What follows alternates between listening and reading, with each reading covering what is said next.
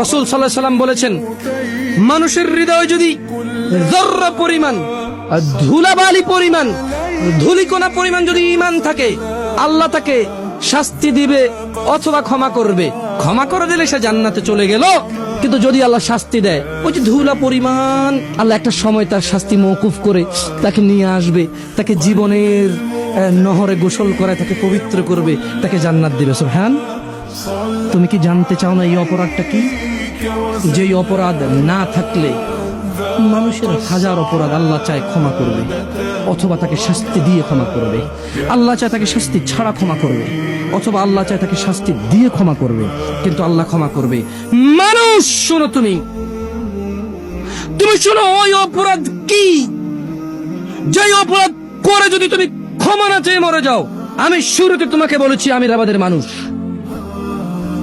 যে তুমি যে কোনো অপরাধ করো, শিরক, বিদআত, যে কোনো অপরাধ করো তুমি যার রবের সাথে সংশ্লিষ্ট, তুমি দুনিয়াতে ক্ষমা চাইলে ক্ষমা করার মালিক কে? তুমি রবের কাছে যদি অন্তর থেকে ক্ষমা চাও, তিনি বলছেন তুবু ইলাল্লাহ তাওবাতান নাসুহা আসা রাব্বুকুম।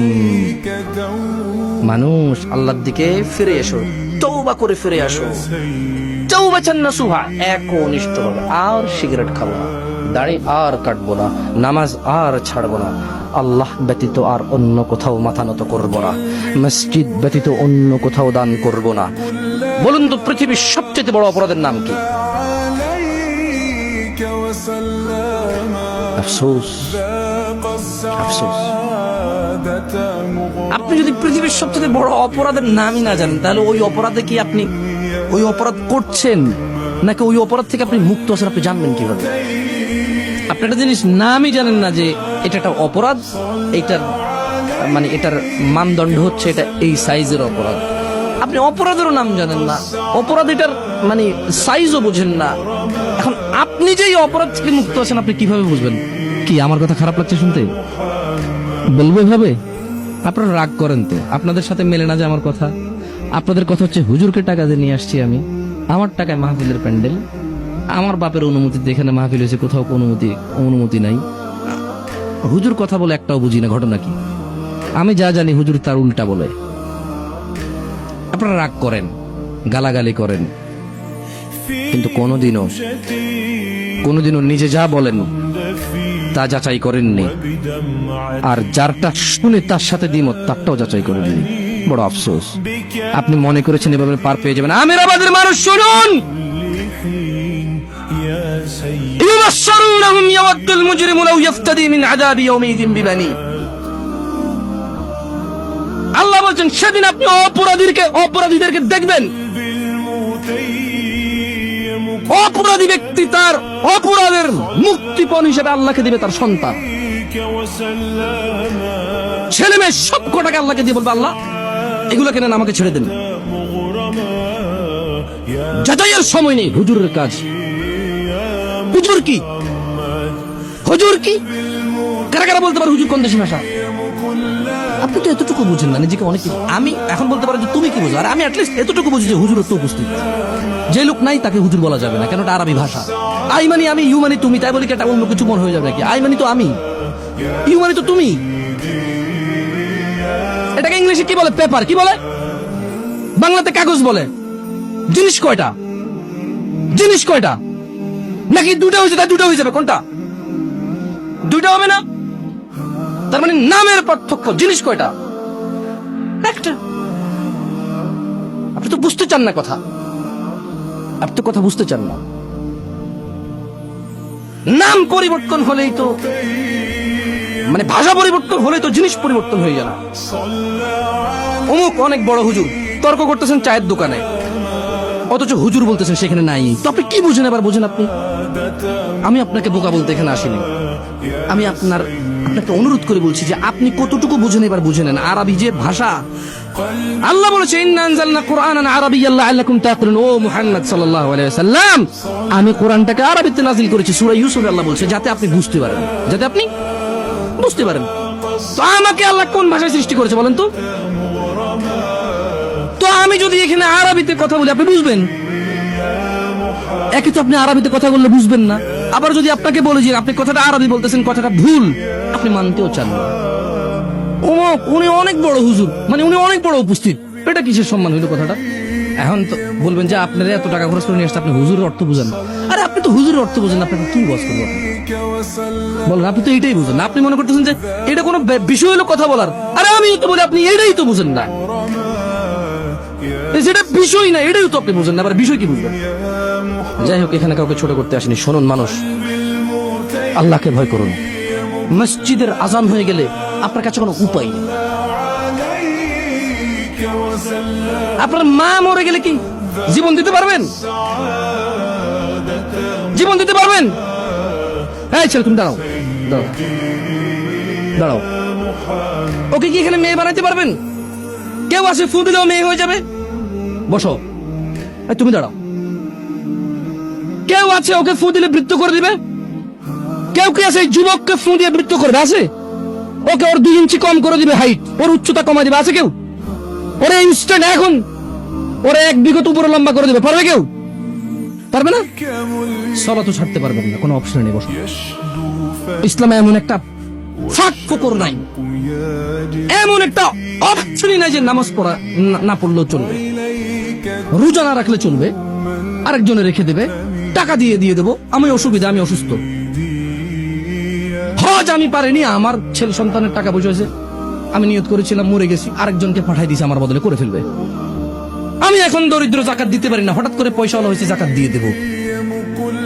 যেমন মানুষ মরে গেলে রূপ দেওয়া যায় না, যেমন ছোট যুবককে ফু দিয়ে বৃদ্ধ করা যায় না, যেমন ছেলেকে মেয়েতে রূপান্তরিত করা যায় না, যেমন মানুষের উচ্চতাকে, মানুষের কদ উচ্চতাকে হঠাৎ করে বাড়িয়ে দেওয়া যায় না, অথবা হঠাৎ করে কমিয়ে দেওয়া যায় না। এগুলো কি পসিবল? একজন মানুষ লাগবে আমার, যে 1 লাফ দিয়ে স্টেজের উপর উঠবে এখন মাটি থেকে, 1 কোটি টাকা পুরস্কার। পারবে কেউ? আরে একজন তো অন্তত, তোমরা তো অনেক শিয়ানা মানুষ, পারবা না? কিছু হইলে তো রাস্তায় যে গাড়ি ঘোড়া ভাঙো, ইসলামের নামে। তাও আবার কিছু হইলে যে রাস্তা আটকায় দাও, কার? সাধারণ জনগণের, খেটে খাওয়া মানুষ। একজন সাহসী মানুষও নাই, এ মাটি থেকে লাফ দিয়ে স্টেজের প্যান্ডেলের উপর উঠবে? পারবে না? মানে এই ছাদের উপর উঠবে? পারবে? এটা সম্ভব? 1 কোটি টাকা দিলেও সম্ভব না। বুঝে দেখেন। আর আপনি মনে করতেছেন যে হুজুর কইতে গান 1 কোটি টাকা, অসুবিধা নেই, আমি আলহামদুলিল্লাহ পয়সাওয়ালা মানুষ। আরে মানুষদের কাছে চাইলে দিবে মানুষ। যদি বলেছি ভাই বিপদে পড়ে গেছি, 1 কোটি টাকা আটকা, 5 বছর লাগলো, ইনশাল্লাহ মানুষ আস্তে আস্তে দান সদকা করে হলো আমার ঋণ মুক্ত করে দেবে ইনশাআল্লাহ। দুঃখিত, এটা দুষ্টামি করলাম, বাট কিন্তু কথাটা আমি একটু বুঝার চেষ্টা করুন। যেমন আপনি মাটি থেকে লাফ দিয়ে ঘরের চালে উঠতে পারেন না, ঠিক আপনি নামাজ ছাড়তে পারবেন না, কোনো অপশনই নেই। কিন্তু আপনি এটাকে ধার দিচ্ছেন না। আপনি মনে করতেছেন যে জামশেদ ভাই এটা কি বলে, এই যে আজান হচ্ছে আমি দাঁড়ায় আছি, লে কে করেগা বে। আমি যখন বলছি আপনাকে লাফ দিয়ে ছাদে উঠতে পারবেন মাটি থেকে, বললেন না। বললাম 1 কোটি টাকা দিও, বললেন না। যখন আমি বলি যে নামাজ ছাড়ার কোনো অপশন নাই, আপনি বললেন যে তুই किसने कहा ऑप्शन नहीं है, तू আজান দে, ले तू इकामत दे, मैं इधर खड़ा रहता हूं, नहीं जाता हूं, क्या है? আপনি বলছেন যে তুই আজান দে, তুই ইকামত দে, তুই নামাজ পড়া, আমি এখানে দাঁড়াইছি। বাজিয়ান নওয়াজে তুই কি ধরবি না? হয়েছে হয়েছে, চিটাঙ্গের হয়েছে। মনে রাখবেন, আমিরাবাদের পুরুষ এবং মহিলা, পৃথিবীর মুসলিম নামধারী পুরুষ ও মহিলা, এই পৃথিবীর নিজেকে মুসলিম মুমিন মনে করা পুরুষ মহিলা যুবক যুবতী, তোমাদেরকে বলি, সালাত এমন একটা ইবাদত, তুমি যতগুলো হাদিস আছে, যতগুলো কোরআনের আয়াত আছে, জাল হাদিস, দইফ হাদিস, মিথ্যা, আরো মিথ্যা, আরো মিথ্যা, ডাহা মিথ্যা, একবারে 100 ভাগ মিথ্যা, একটা হাদিস তুমি, তোমার 14 খানদান, আর তুমি বুঝলাম 60 বছর 50 বছর বাঁচবা হয়তো ইনশাআল্লাহ আল্লাহ চাইলে। তো তোমার যদি 20 প্রজন্ম ধরা হয়, 60-এর যদি 20 দিয়ে গুণ দেওয়া হয়, মিনিমাম তো 1000-1200 হইব নাকি? এরকম 1000-1200 বছর তোমার 20 পিড়ি মিলে যদি রিচার্জ করো, একটা ভুল হাদিসও বের করতে পারবে না যেখানে লেখা আছে হ্যাঁ।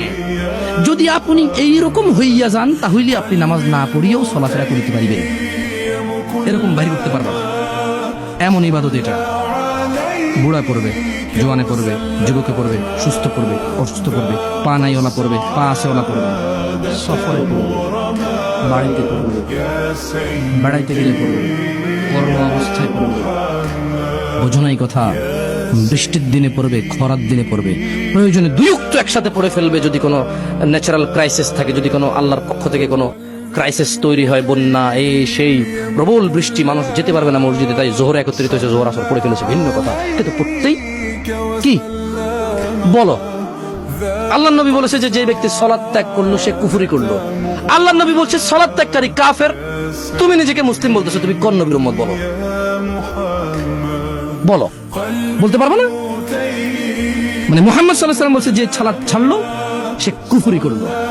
তুমি মনে করো যে ও না না, কোরআন শরীফের যদি উল্টা করে পড়ে তাহলে না কাফের। তুমি কুফরের ভুল ব্যাখ্যা নিছো ভাই। কোরআন শরীফের উল্টা করে দেখি তো, কোন মায়ের পাটা পড়ে দেখা উল্টা করে কি পড়বে দেখি। আলিফ বা তা সাহা, এটা তো মানে আমরা তো এটা কোরআনও বলি, আমরা বলি আলিফ বা তা আমপারা, অথবা সিরফা বলে। আপনারা কি বলেন? কায়দা না? কোরআন মানে আমরা বুঝি যে কুল হুয়াল্লাহু আহাদ, এভাবে। এটা উল্টা করে দেখি পড়ান তো কেউ চ্যালেঞ্জ দেবেন, কিন্তু এইভাবে কুল হুয়াল্লাহু আহাদ আল্লাহুস সামাদ, এভাবে পারবে উল্টা করে কেউ পড়তে? পারবেন না তো। আল্লাহ আমাদেরকে বুঝার তৌফিক দান করুন, বলুন আমিন।